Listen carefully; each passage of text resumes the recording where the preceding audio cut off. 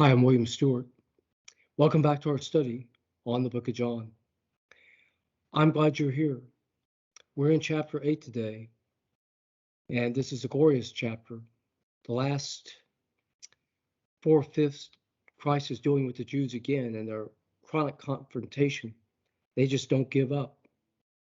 But the first 12 verses, which we'll cover today, is the famous story of the woman caught in adultery and the Pharisees.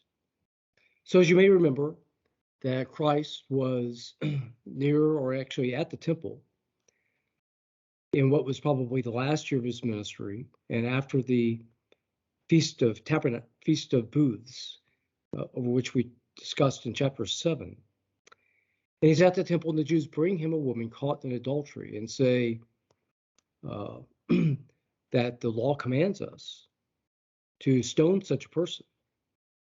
So it says in verse 6 that they were tempting him to find a way to accuse him. So what were they hoping that Christ would say? Well, something I would think, we don't know for sure, apart from the law, that they could, for which they could try him or accuse him. But it's interesting, in verse 6, they said they were tempting him. And this is really important. Yeah, most of us, I think, when we think of temptation, think of it can be a light thing. We're tempted towards to buy certain items over which we have a great desire, or tempted to say something that we shouldn't. Sometimes we're tempted to really serious things, but oftentimes this word in our cultures is used in a lighter way. But not so in the Gospels.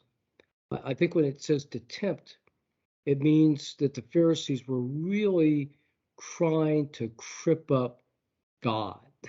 It was a big deal. So it's not used in a complimentary way. Now, I think we can take this back from Exodus 17, when the Jews had just departed through the Red Sea and were redeemed out of Egypt, as it says in 1 Corinthians 10,